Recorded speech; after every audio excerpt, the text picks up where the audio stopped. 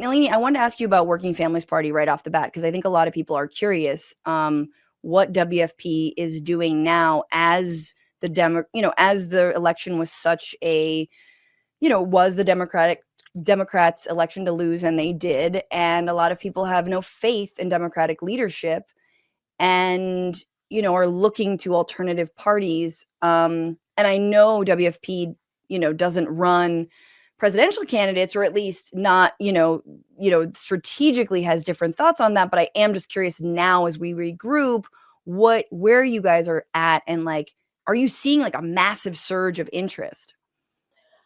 Well, yeah. Well, thank you for that. Yeah, Working Families Party has seen such a massive surge of interest. We had 140,000 people on our post-election mass call. It was like 2 days after Election Day, which is pretty good. Yeah. Um, even though it may not be, visible on the streets, people are organizing and planning. I think actually, a lot of folks have been like, oh, are we going to have a resistance 2.0? I think it's actually good that people are kind of making sober assessments, thinking about what our strengths and opportunities are, because it was the Democrats to lose. And also, like, progressives, leftists, like, we have a role to play in what and reflection time of what we've been doing good, and then what we've not been doing so good too, right? It's not like we're all perfect here under the sun, right? And so I think it's been really interesting, the amount of people who've been calling me saying, I do want an actual real political home. And that's what we've been building at Working Families Party for such a long time, is a place where you can have your ideological home and build and share and struggle with other people, right? Like, we Mm-hmm. understand that we can't just talk to ourselves. And we have to talk to other folks, and everybody is not, we have to talk to folks who are in organized labor. We have to talk to folks who are not in organized labor, but are in these, Reddit chats or Facebook groups, who are talking about how frustrated they are with Yeah. corporations, dealing with their scheduling, right? Dealing with their paycheck, dealing with how many days a week they're going to work, or what times of day they're going to work, and all of that stuff. And so I think that the far right wins when we become isolated from each other. Yeah. And one of the things that it's been good is that we've just been gathering, having welcome gatherings, introducing new people to the party, getting folks who have worked with the party, in a volunteer way or an activist way or a member organizational way, getting us together and Yeah. actually just like having some conversations, really hard Yeah. conversations, which I think that we need, right?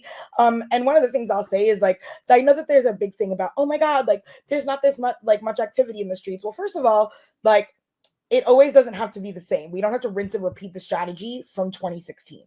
There Yeah. was a lot of outrage. There was also, and I think it's really important, we won the popular vote then. And Yeah. so it is different to come out and be like, that's not my president, or that's not who we are, when the popular vote said it wasn't. Sure. But when the Sure. popular vote says it is, right, we have to take a good look at ourselves. So I think that, Well, who we are people who stay at home because we're so disillusioned with both parties. I mean, if you're looking at the numbers, right? yeah, exactly. And I think that that's, a lot of folks would say, oh, if the Democrats only took this issue or that issue, it's like, we have to understand that a lot of things created the powder keg for this election. But the biggest thing that we should learn from is the people who stood home, why Yeah. they didn't go out. Yeah. Why weren't they motivated, right? Like, I think we know a lot about people who went, and we're still going to find out more over, right? Like, data comes in cycles. We still don't know all of the numbers that we need to know, but we get a better picture. But what we really have to do is get a picture of the data that isn't there, is all the folks who stood home. Why did they Yeah. stay home?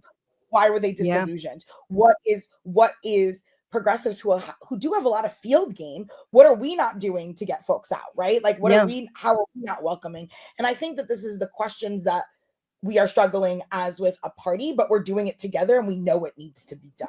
Yeah. Yeah. Yeah. Yeah. I love that. And I love that, like, the people in, because I think that something like WFP has been, I think, vindicated by the need to build outside of the Democratic Party. I also do think that the strategic votes that you all advocate for, and in 2020 and this year it's been Kamala Harris, I personally agree with that, but I do think it's nice that, like, you're not left infighting with one another. But I also am curious about the limitations of electoral politics, right?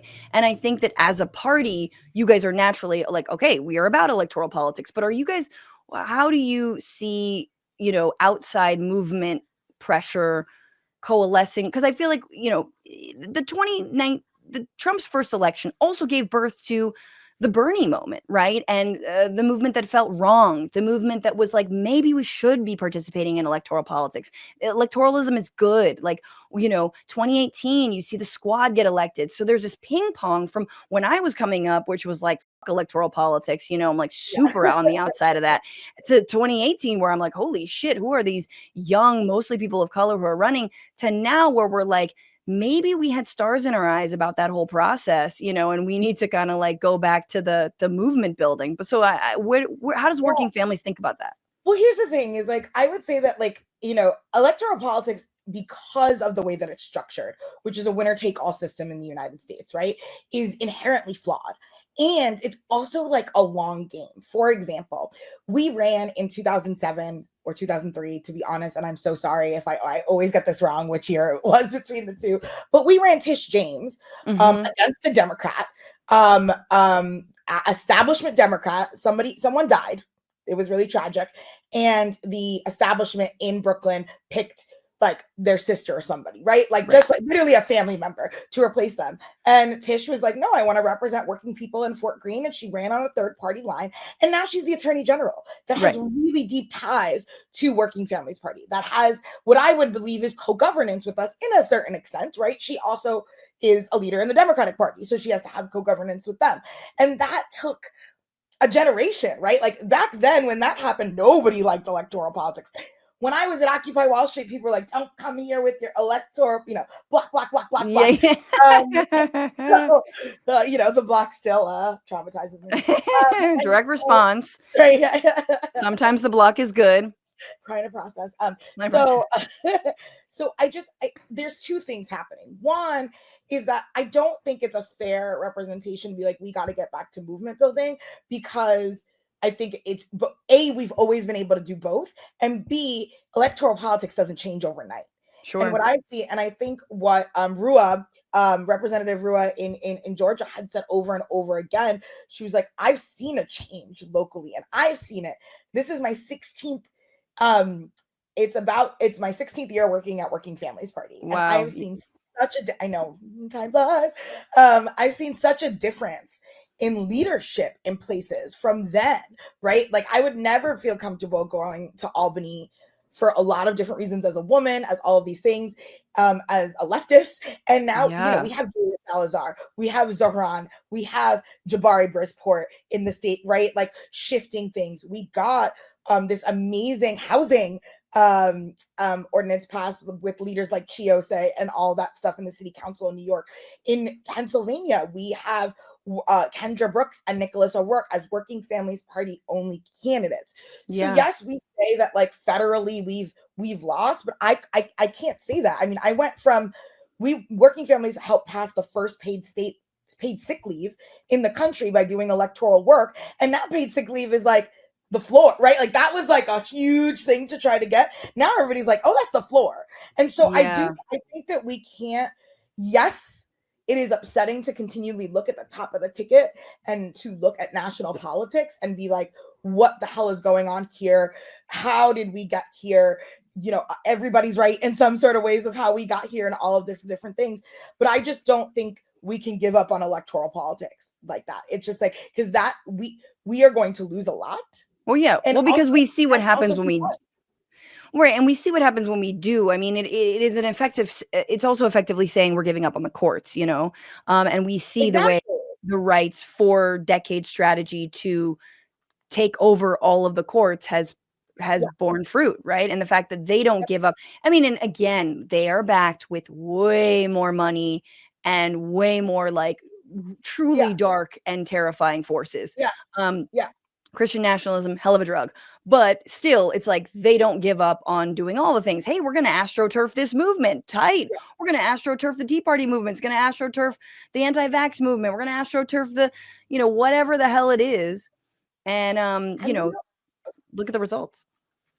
and they don't like poo-poo on other strategies. I think that's the thing that we need to like. It's like, it's okay. Like, I talk to people all the time who have never wanted to do electoral politics, and I'm like, it's okay. Just don't, like, let me work over here, right? Right. Like, it's the same. Like, I've been arrested, I've done direct action, I've done electoral, and I've seen them all work and not, right? And so it's just like, to me, it's just like, it is a plethora of strategies, and we have to be playing on a lot of all fronts. I think a big lesson learned from this election, and I've talked about it a lot, is just the cultural, like, we lost culture. And that, I think, is something that is both an electoral thing, but also like a huge movement thing. Like, what do you we mean by lost. that?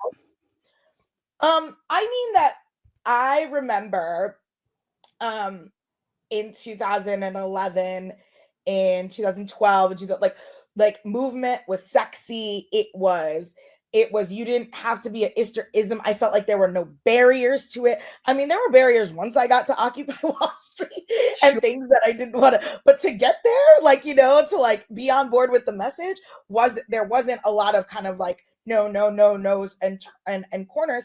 And there also was I mean, despite people even at Occupy, but there were many moments that were big cultural like moments in these movements. And you look back at ACT UP, right? ACT UP did stuff culturally where they were targeting Cosmopolitan magazine to talk about, to say that it's not women's cancer, it's HIV, and anybody can get it, right? They were targeting the Catholic Church, which is right. And a lot of not.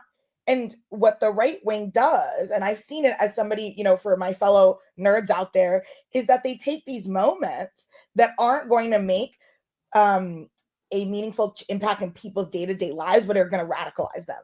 Like, they're doing it right now with The Witcher 4. Like, The Witcher 4, Ciri is now the protagonist of The Witcher, and they're saying it's woke. Meanwhile, Ciri has been a character in The Witcher since the beginning, right? They continue to be like, oh, like, I don't, Disney just pulled out of a transgender character in one of their Pixar shows. And so, like, we are so policy and getting the policies right and getting so many of the stuff right that we've lost the hipness. Like, people think we're boring.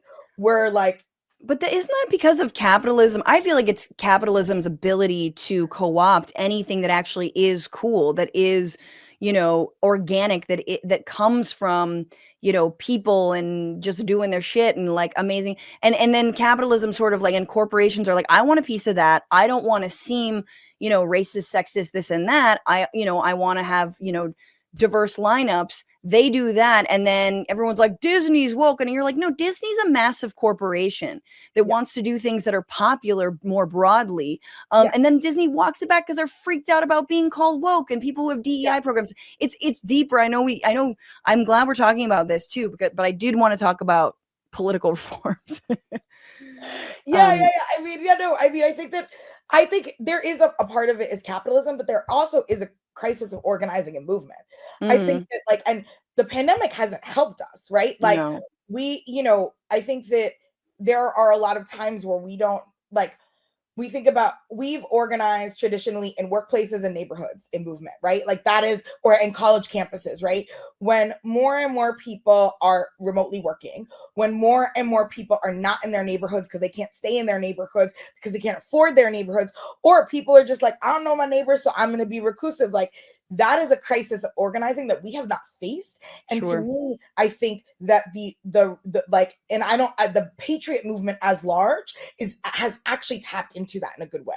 Like, the people who are on TikTok having conversations post-election saying, why did you vote that way were mostly MAGA folks. And they weren't assholes about it. They were inviting. I was on a bunch of just lives with them being like, hey, what's up? I'm Nelini. I'm this.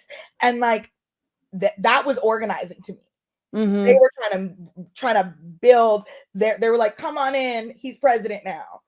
And that was a shock to me, but also just like a crisis of it. But it also goes to the political factors that we are in today. Like, people, I don't think people are just, it isn't just this. There is a left-right thing, I think, on a lot of things with race and gender and all of these things. But I think there is a big like working class consciousness moment that people think that both political parties aren't going to satisfy their needs, and it's going to take an outsider, right, And we've been through this. It's been since 2016. And Dukes of Bread on YouTube, they're flying drones around to distract the peasants from the CEO killing. To your point about working class consciousness and solidarity, and then getting distracted by some other random shit. I don't disagree. No, but I did want to talk to you about, in terms of reforms, right? Yeah. Like, Yeah.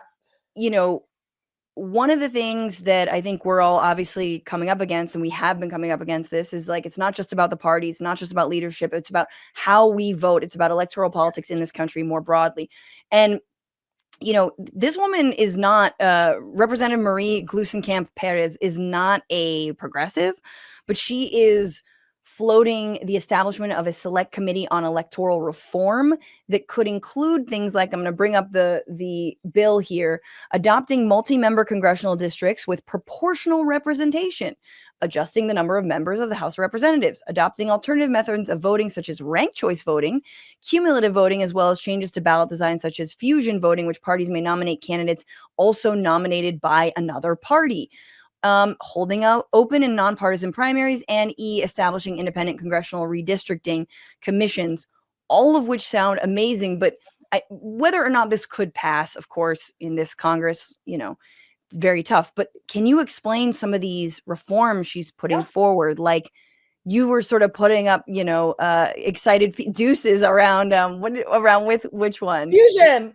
because that's how we exist in New York. Fusion voting, right? So explain that. Yeah. I mean, yeah. Yeah, so fusion voting is how we I was doing this for those of you who didn't see. Okay, yeah. Fusion voting is how the Working Families Party is an actual political party in New York and Connecticut and Oregon. You can have a candidate appear on multiple ballot lines. Their total that's whatever their total is, accumulative across ballot lines, that is their win number. Or if they, that is you vote along the party line. But you can vote along the party line. So for instance, this year, about, I think, 327,000 people in the state of New York voted for Kamala on our ballot line, on the Working Families ballot line. We're row D in New York. And so Fusion allows people to still actually vote their values, right? Say, like, these are the issues I'm voting for. I'm going to vote it on this one. And a lot of that, where it really, really, really works on these congressional districts where we are the margin of victory, or state Senate districts where their margin of victory is 5 to 3,000. If you have 3,000 people voting on the ballot line, that is Working Families Party. And that is what it allows us to pressure these elected officials. What does it translate to? Does it translate to any funding, representation, anything?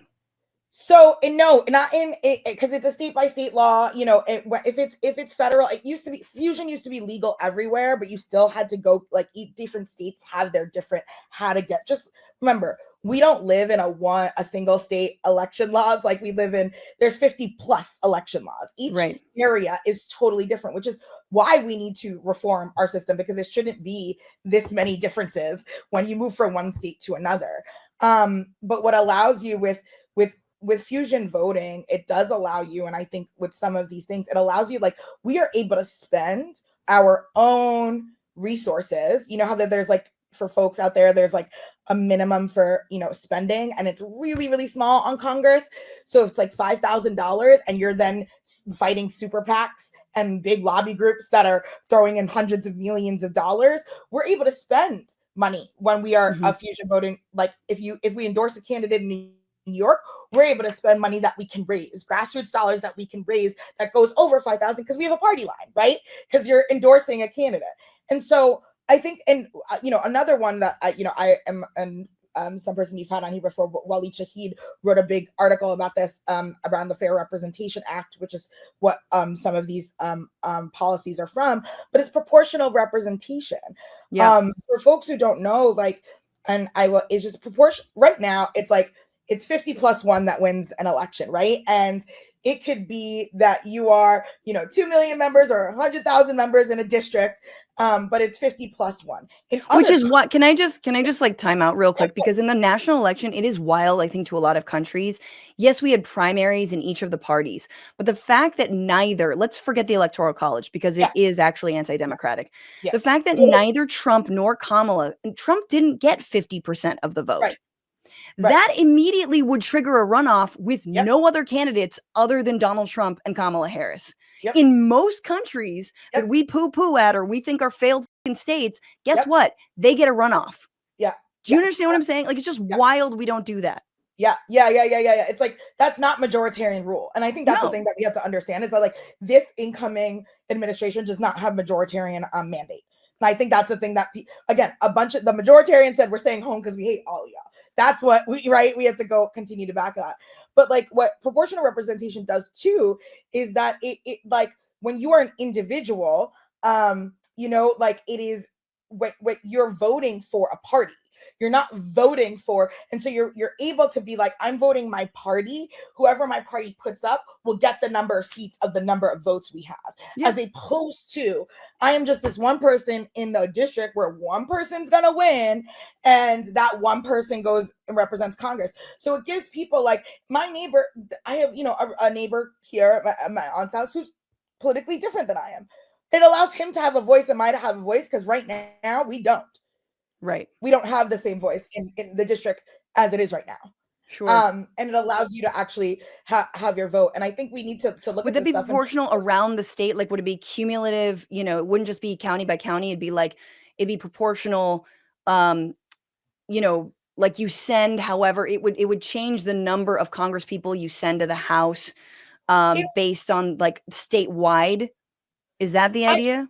I think that what it is based on statewide still, which we would still need an independent commission because right now a lot of state legislators, and depending on which party is in control, redistricts things for that. Sure. But Sure. in a dream world, it would be, in a dream world, it would be nationally and divided with an independent commission, but like that the Supreme Court would but I don't trust any of those. No, none of that. We're just dreaming. We are dreaming. Exactly.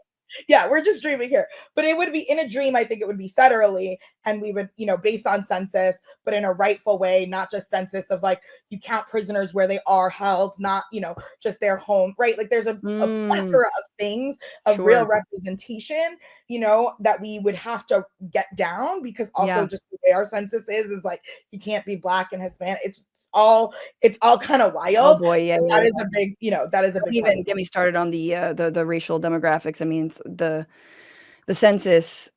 Don't white nationalists understand there are more white people now because people are mixed? Do you understand that?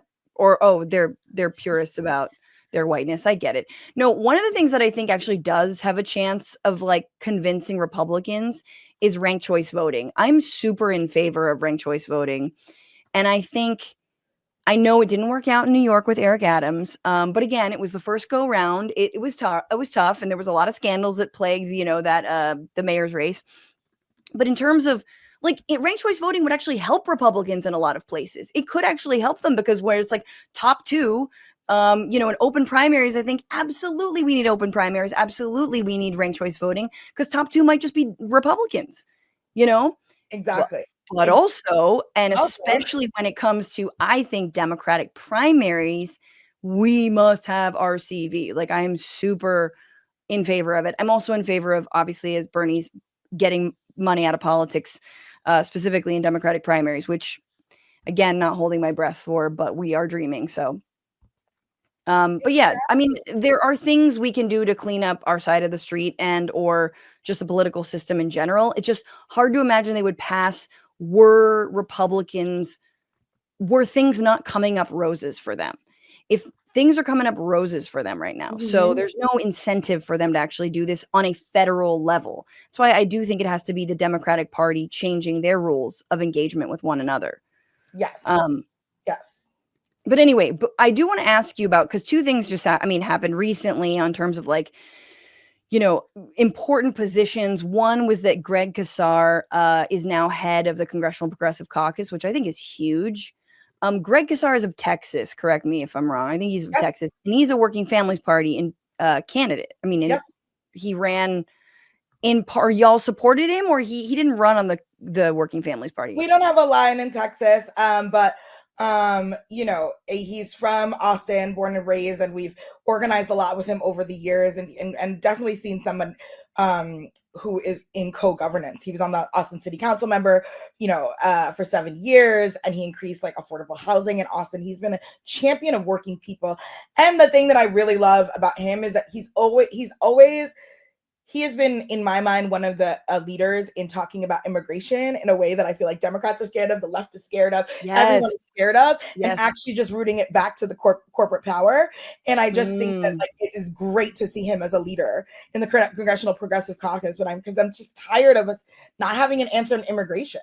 What's going on, Frantifa? If you haven't already, subscribe to this channel right now. Hit that button. And also, you can become a patron and support the show every single week. Get access to bonus episodes and exclusive merchandise. Patreon.com/Bitchuation Room.